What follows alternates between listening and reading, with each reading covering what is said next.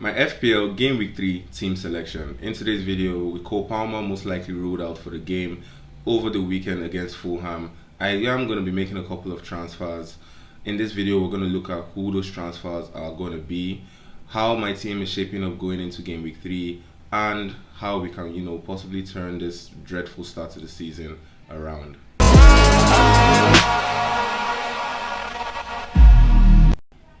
What's up everyone, FPL.CARNAGE here. In Game Week 2, my team scored a total of 47 points. Like I said, a really dreadful start to the season. Thankfully, I was bailed out by João Pedro with his 15 points haul against West Ham over the weekend.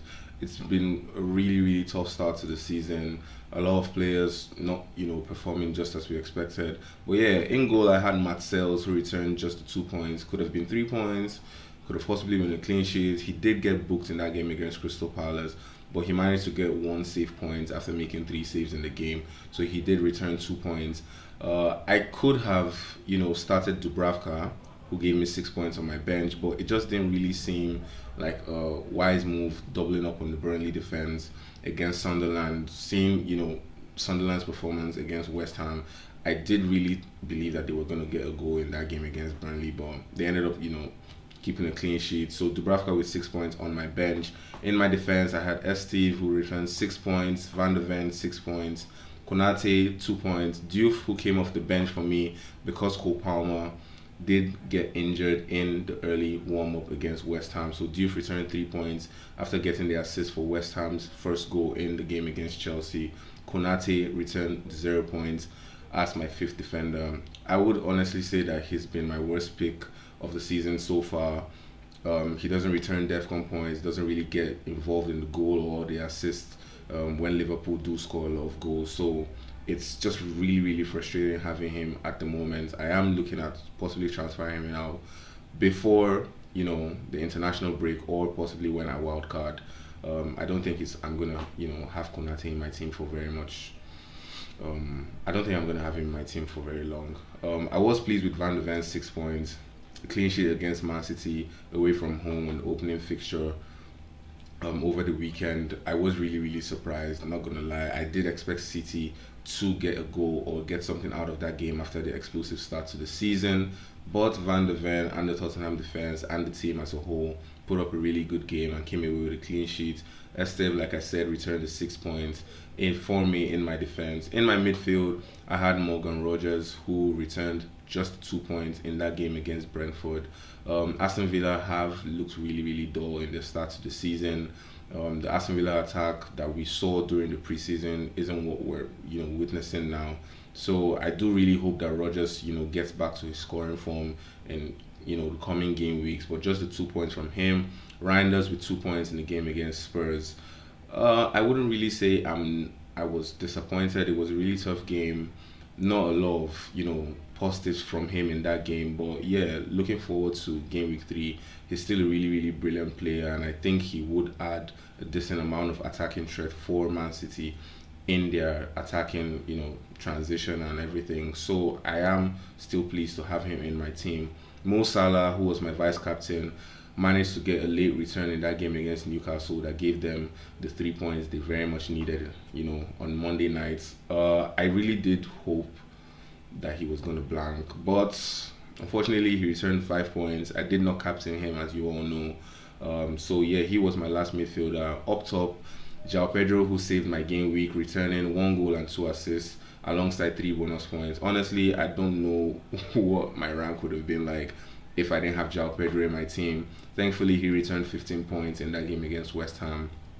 And I also went with Erling Haaland up top, who did not return anything for me in the game against Spurs. He missed a chance, a really good chance, in the first half, and could have gotten an assist from a wasted chance by Marmoush, but just 2 points from him, 4 points as my captain.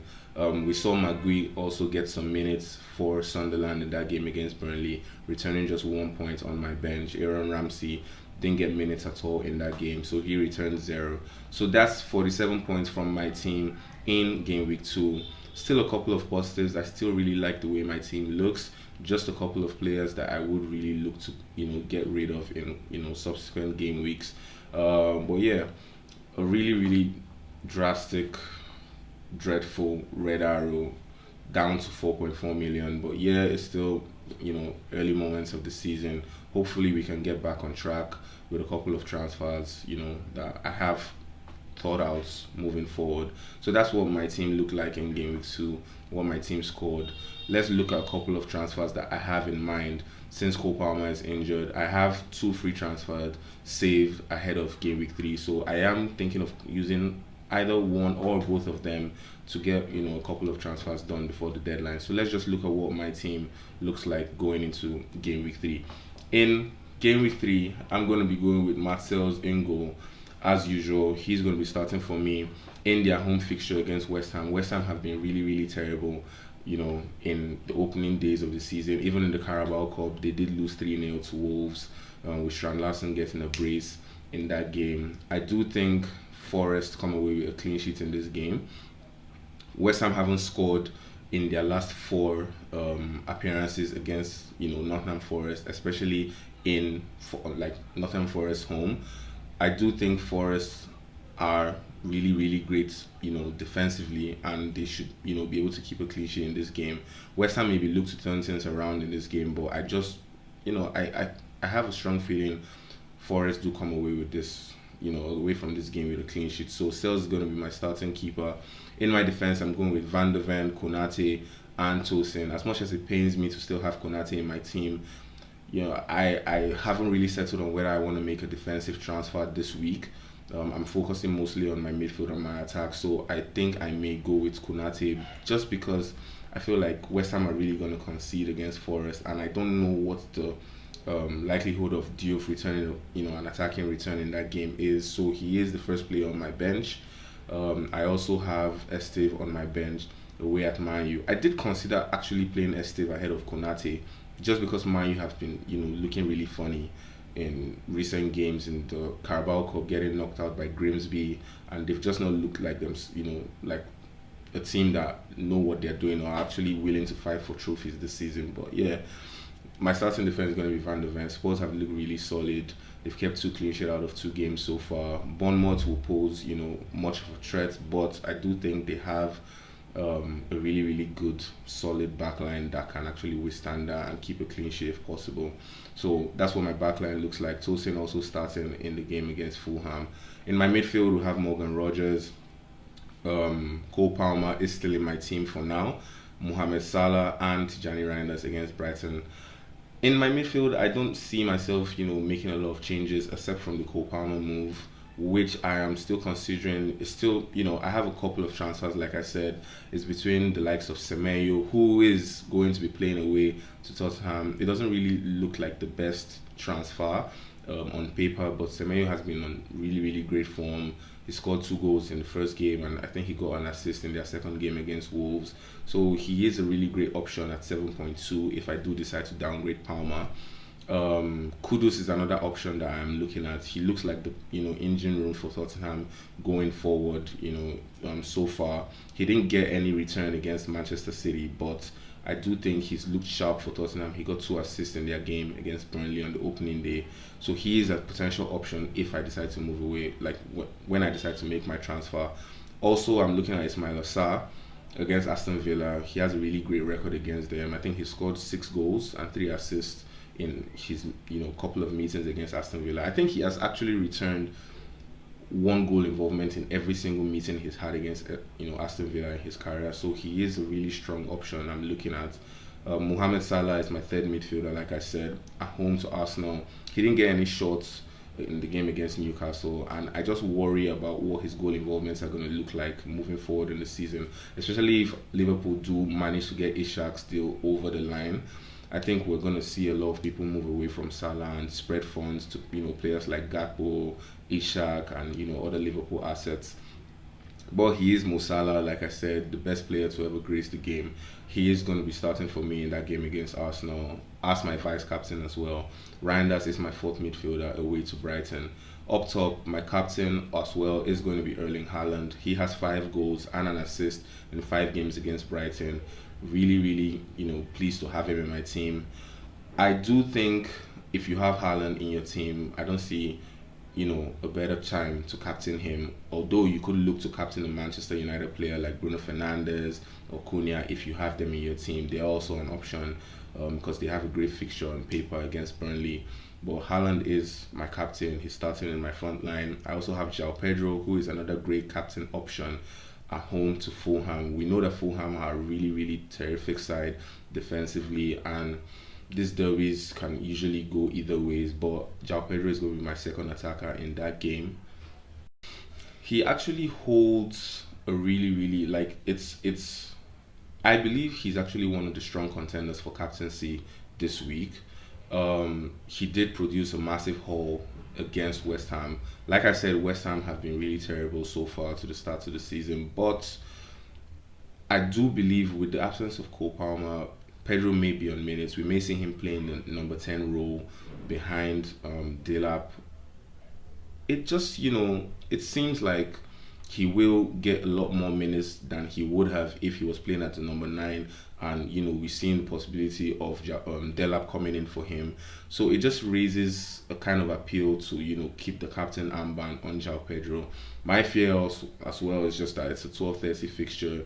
If it does go wrong in that game, then, you're left alone for the remainder of the game week. So, but he's, in my opinion, a great captain option against Fulham. And those are what my attackers look like so far. I'm also looking at, if I do go Cole Palmer to either of Ismail Assar or Semenyo or Kudus, I may upgrade Magui to Chris Wood, just because I feel like Pedro got decent attacking returns playing against West Ham. Strand Larson got a brace as just striker for Wolves, playing against West Ham as well in the Carabao Cup. I do feel like West Ham, if Wood positions himself in those kind of in those kind of spaces where Strand Larson and Pedro were able to maximize those chances, we may see him get a couple of attacking returns as well. Mateta also a good shout if you're looking for an attacker going into the game week. Like I said, not an ideal pick based off the fixture against Aston Villa, but I do think there's something that could come out of that game from owning one of the Crystal Palace attackers. Daniel Munoz is also a good shout in defense. We know he can bring the attacking returns, and we could even see a Crystal Palace clean sheet. Honestly, at this point I don't rule it out. Ekitike is also a good one to go if you do have the funds to get him.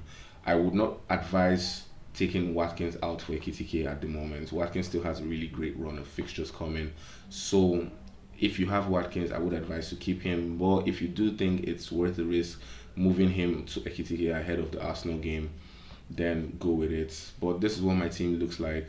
Erling Haaland is my captain. Mo Salah is going to be my vice captain, and I am really pleased. Like I said, I will look at which transfers seem the best to make ahead of the deadline, but I am pretty sure that I am going to be making one or two transfers. Most likely going to use my 2 transfers before the deadline.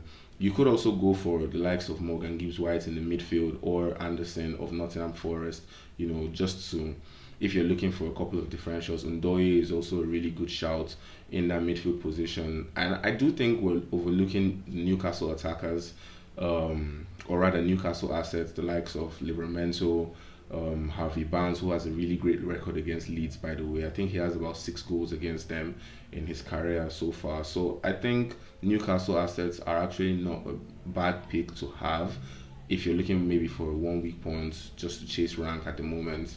So yeah, Barnes, Elanga, possibly even Osula may get a start in that game just because Gordon is suspended due to the red card he picked up in the Liverpool game.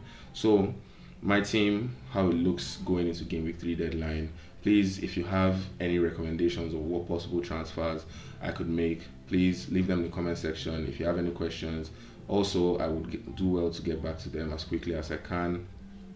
This is what my team looks like I said. We will discuss further in game week 4. See you guys in the next FPL video. If you're new around here, please like, subscribe, share the video if you enjoyed it. See you guys in the next FPL video.